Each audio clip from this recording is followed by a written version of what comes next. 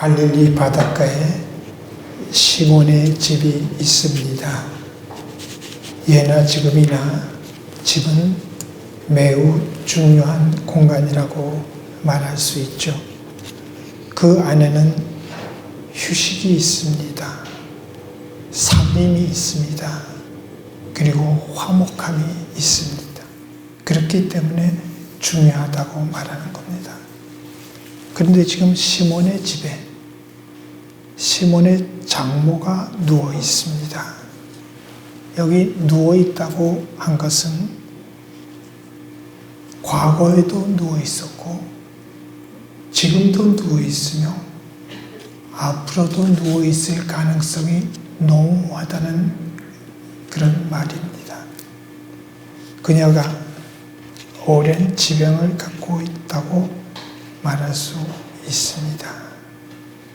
그런데 시몬과 함께하는 사람들, 구체적으로 말하면 안드레가 있고 요한이 있고 야고보가 있습니다. 그들이 예수님께 말했습니다. 그들은 조금 전 예수님께서 귀신을 내쫓으시고 병든 사람들을 고쳐주시는 그런 능력 있는 예수님의 모습을 보았기 때문에 도움을 청했던 것입니다. 그녀를 어떻게 좀 해 주실 수 없느냐? 그렇게 물었던 것입니다. 그런데 모든 게 순조롭지만은 못한 게 마침 때가 안식일이었습니다. 안식일 날 병 고치는 것은 매우 위태로운 행위였죠. 환자가 또한 여인이었습니다. 지금 전부 남자들이 둘러있는 중에 여인이 앓고 있는데 그 여인을 좀 고쳐줄 수 없냐. 그냥 쉽게 생각해보면 거절하는 게 마땅하고 좀 생각을 깊이 한다고 해도 이럴까 저럴까 참 난처하다고 말할 수 있는 그런 상황입니다. 아주 묘한 상황이 벌어진 겁니다. 그런데 사람들의 어떤 생각은 뛰어넘는 게 예수님의 어떤 모습이죠. 예수님께서 덥석 여인의 손을 잡아 일으키셨습니다. 그냥 그럴 수도 있다고 생각할 상황이 아니라는 걸 제가 미리 말씀드린 거예요. 손을 잡아 일으킨 거 복합적으로 시비의 대상이 될 수 있는 그런 상황입니다. 하여튼 여기서 우리가 이 사건의 특징 하나를 짚어보자면 예수님은 치유의 방법으로 접촉, 터치, 손을 대고 손을 잡는 그 방식을 택하셨다는 점, 여기에 매우 중요한 의미가 담겨 있습니다. 그 당시 모든 병자, 환자들은 부정한 대상으로 취급되었습니다. 무슨 병을 앓든지 간에 병을 앓는다는 것 자체를 부정한 걸로 알 때입니다. 그렇기 때문에 신체적 접촉이라는 손을 댄다는 것은 그 부정이 옮을 가능성이 있는 거예요. 쉽게 말하면 부정 탈 수 있다는 얘기입니다. 우리 그런 말 많이 하죠. 부정 탄다. 예수님께서 오염되실 수 있어요. 예수님께서는 하필이면 안식일에 환자인 여인과 접촉하셨어요. 그런데 놀라운 것은 예수님의 능력은 그렇게 나타났다는 사실입니다. 예수님이 행하시는 기적이 바로 그렇게 나타났습니다. 그 손을 잡아 일으키시니 그 정도로 해서 일어날 병자였으면 벌써 일어나 있었어야 마땅한 건데 예수님이 손을 잡아 일으키시니, 조금 확장해서 생각하면 예수님이 선포하는 하나님의 나라가 예수님의 손끝에 있었던 것입니다. 예수님의 손으로 힘으로 그 나라가 임했습니다. 그 나라, 하나님 나라는 예수님의 말씀의 권위로도 임하는 건 분명하지만 예수님의 손길을 통해서도 임한다는 사실을 오늘 우리도 좀 분명히 알았으면 좋겠습니다.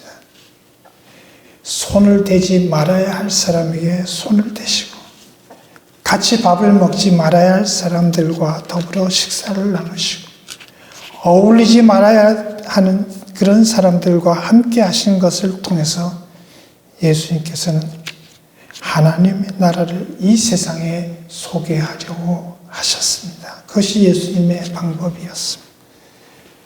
참으로 역설적이다. 우리 그런 말 자주 하는데 역설적이었다고 이렇게 말할 수밖에 없습니다. 하나님 나라를 사람들로 하여금 알게 하시려는 그 방법이 너무나도 역설적이었다 이 말입니다. 십자가는 사형 집행하는 도구였습니다. 로마는 그 흉하고 무시무시한 십자가를 통해서 이스라엘 비롯한 많은 식민지들을 힘으로 지배하고 통치했습니다. 그런 점에서 볼 때 십자가는 로마의 그 잔인한 폭력, 그 폭력의 상징이었다고 말할 수 있습니다. 그런데 또한 참으로 역설적인 것은 우리 그리스도인들은 바로 그 십자가를, 그 무시무시한, 그 흉한, 그 악한 십자가를 통해서 사랑과 은혜를 깊이 느끼게 된다는 사실입니다. 왜냐? 바로 예수님께서 그 십자가를 통해서 고난을 친히 받으시고 죽임을 당하심으로 온 인류에게 구원을 베풀어 주셨기 때문입니다. 법을 세워 볶아였다고 했던 그 폭력의 상징 십자가가 하나님의 은혜를 허락해 주시는 도구가 되었다는 것입니다.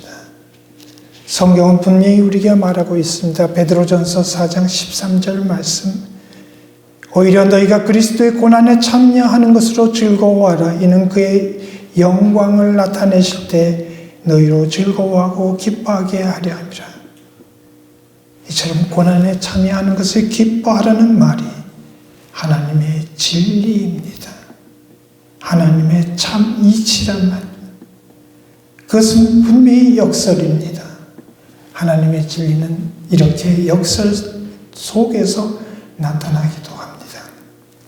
예수님께서는 솔직히 말해서 그러실 필요 없으셨음에도 불구하고 고난의 길을 걸으셨습니다.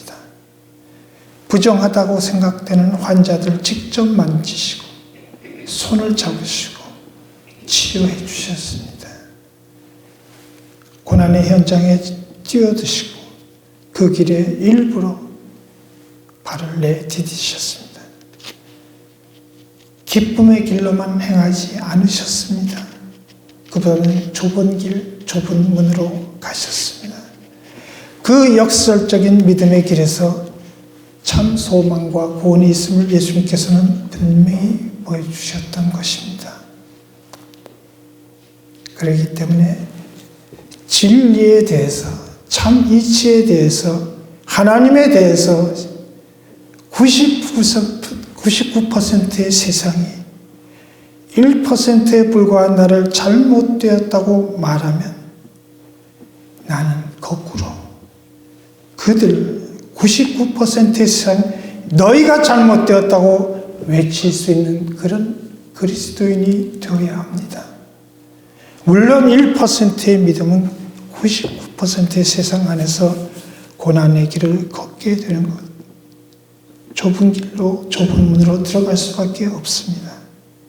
그냥 99%와 함께하면, 그 길로 들어가면 편하고 쉬운 길이 될 텐데 우리의 믿음은 역설적으로 그 길을 포기하고 고난과 아픔의 길을 걸으라고 지금 재촉하고 있는 것입니다. 하지만 그 길의 종착점은 진리입니다. 때문에 우리는 좁고 힘들어도 그 길을 가야 하는 것입니다. 일찍이 사도 바울은 이렇게 고백했습니다. 고린도 후서 6장 8절 이하에 있는 말씀. 우리는 속이는 자 같으나 참되고 무명한 자 같으나 유명한 자요. 죽은 자 같으나 보라 우리가 살아있고 징계를 받는 자 같으나 죽임을 당하지 아니하고 근심하는 자 같으나 항상 기뻐하고 가난한 자 같으나 많은 사람을 부유하게 하고 아무것도 없는 자 같으나 모든 것을 가진 자로다. 바로 이런 삶을 사는 게 참 믿음의 삶입니다. 죽으면 살 수 있습니다. 아파봐야 비로소 건강의 중요함을 깨달을 수 있는 겁니다. 고난 받아봐야 참 기쁨을 누릴 수 있다는 것이 바로 믿음의 역설입니다. 교회야말로 역설의 총화라고 했습니다. 왜? 죄인들이 스스로 옳다고 생각하는 사람들은 교회에 아니 옵니다. 죄인들이 회개해서 모인 화해의 공동체가 교회 아닙니까? 오늘 봉독한 본문 말씀 가운데 우리가 또한 주목해야 할 부분은 35절 이하에 있는 그런 상황입니다. 예수님께서 슬며시 자취를 감추셨습니다. 밝기도 전에 일어나 말도 안 하시고 몰래 빠져나가 한적한 곳으로 가셨다고 해요. 시몬과 함께한 사람들, 예수님을 찾아나셨고 드디어 찾아냈습니다. 새벽 아직도 밝기 전에 예수께서 일어나 나가 한적한 곳으로 가사 거기서 기도하시더니 시몬과 및 그와 함께 있는 자들이 예수의 뒤를 따라가 만나서 이르되 모든 사람이 주를 찾나이다. 시몬은 자기 집에 예수님을 모심으로 말미암아 하나님 나라가 임한 것을 분명히 체험했습니다. 좀 심하게 말하면 황홀한 상황입니다. 춤을 출 듯이 날아갈 듯이 기쁜 상황입니다. 그런데 그 주인공이라고 할 수 있는 예수님이 갑자기 사라지셨습니다. 새벽에 당황한 그가 사람들과 함께 그 예수님을 찾기 위해서 사방을 찾아 헤맸고 드디어 그 예수님을 여긴 찾았다고 하지만 잡았다고 표현하는 게 맞을 것 같습니다. 달아난 누군가를 잡아서 자기 집으로 데리고 가려고 했습니다. 자기 집 안에만 하나님 나라를 머물게 하려는 아주 지극히 이기적인 생각을 가지고 한 행동입니다. 그러나 그것은 예수님의 뜻이 아니었죠. 예수님께서 분명히 말씀하셨습니다. 우리가 다른 가까운 마을들로 가자. 거기서도 전도하리니 내가 이를 위하여 왔노라. 그래서 온 갈릴리에 돌아다니시며 여러 회당에서 전도하시고 또 귀신들을 내쫓으셨다고 했습니다. 예수님께서는 시몬과 함께하는 사람들에게 말씀하셨습니다. 그냥 거기에 머물지 말고 계속 길을 가라고 전진하라고 말씀하셨습니다. 과거에 집착해서는 결코 아니 되며 미래를 향해서 떠나야 된다고 분명히 말씀하셨습니다. 다른 것은 몰라도 우리가 한 가지 분명히 기억해야 할 것이 여기 있습니다. 예수님께서 이 세상에 왜 이 세상에 오셨다고 말씀하셨습니까? 전도하러 오셨다고 분명히 말씀하셨습니다. 이렇게 얘기하면 머리수 채우라는 걸로 쉽게 생각하는 사람인데 그런 차원이 아닌 걸 제가 설명해 드리겠습니다. 전도하려 오셨다. 근데 예수님 전도하시기 위해서 구체적으로 하신 일이 무엇입니까? 여기 오늘 우리 주목해야 합니다. 네. 병든 자들, 몸과 마음을 고쳐주셨습니다. 병든 자들. 또 귀신을 내쫓아 주셨습니다. 이 말씀은 몸과 마음뿐 아니라 그 영혼까지 고쳐주셨다는 사실입니다. 자, 그렇다면 지금이야말로, 이 순간이야말로 온 세계가 코로나로 인해서 정말 신음하고 있는 바로 지금이야말로 예수님의 기준으로 보면 전도하기 가장 좋은 때가 아닌가 싶습니다. 델타 변이가 되었든지 오미크론 변이가 되었든지 코로나로 인해서 고통받는 사람들이 그 어느 때보다 많다고 합니다. 오늘 아침 뉴스를 보니까 100년 사이에 이렇게 많이 병에 걸린 케이스가 없다 그래요. 지난 100년 동안에 이 오미크론만큼 한꺼번에 사람들을 괴롭힌 병이 없었다 그래요.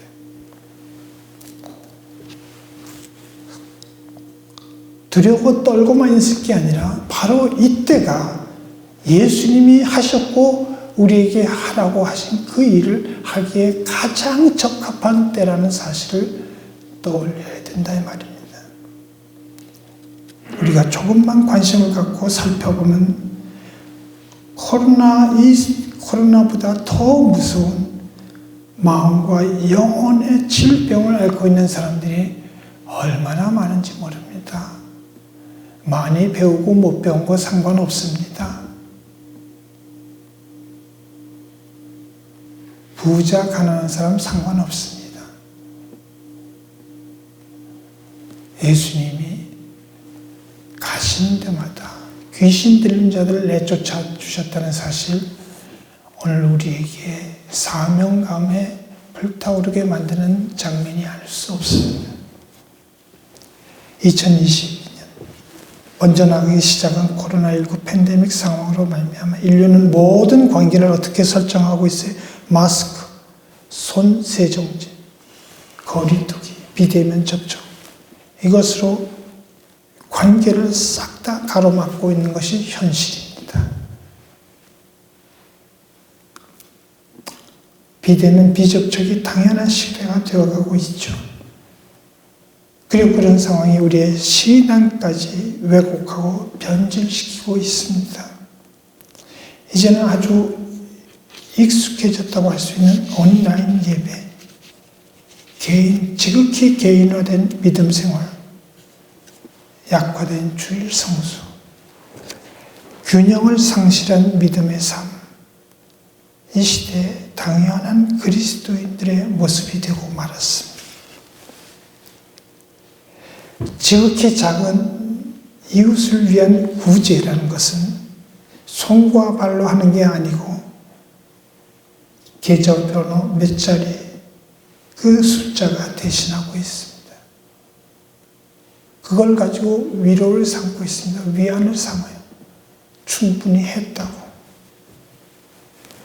믿음의 공동체들의 모임은 손바닥만 영상, 보여주고 싶은 것만 보여주는 선택적인 만남과 선택적인 사귐으로 심히 변질되고 있습니다. 교회가 코로나 바이러스에 대한 방역 수칙 잘 지켜나가는 것 지극히 당연한 일입니다. 해야죠. 그러나 코로나 바이러스가 또 다른 우상의 역할을 하도록 허용해서는 결코 아니 됩니다.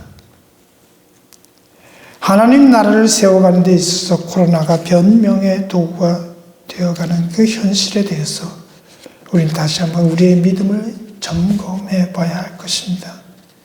역설적인, 그럼에도 불구하고 참 믿음을 되찾아야 할 때라는 말입니다. 사회가 정한 지침을 어기고 대면 거리를 좁히자는 그런 말이 아닙니다. 그동안 우리가 교회 안에서 99% 관심을 가지고 해오던 사역 대신에 그동안 소홀히 했던 지극히 작은 1%의 무관심했던 그 사역에 대해서 새롭게 관심을 가져보자는 얘기입니다. 이전에는 무조건 아니라고 했던 사람들과 사역들에 대해서 이제는 다시 한번 생각해보자. 그래, 한번 해보자 하는 그런 마음으로 새롭게 시도를 해봐야 하지 않겠는가 이 말입니다. 여러분, 요나가 탄 배가 풍랑을 만났을 때 배에 탄 모든 사람들이 죽음을 눈앞에 둔 그때 요나가 뭐라고 말했습니까? 그렇습니다. 그는 자기를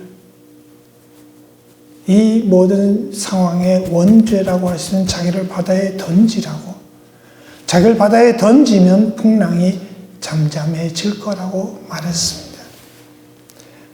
그렇게 그가 바다에 들어가자 풍랑은 잠잠해졌습니다. 지금 그때 그 풍랑 못지않은 풍랑이 온 세계를 휩쓸고 있습니다. 바로 지금 우리가 요나의 결단을 다시 한번 볼 수 있어야 합니다. 이 풍랑이 일고 있는 이 세상에 우리 교회가 앞장서 뛰어들지 않을 것 같으면 교회는 파산할 수밖에 없습니다.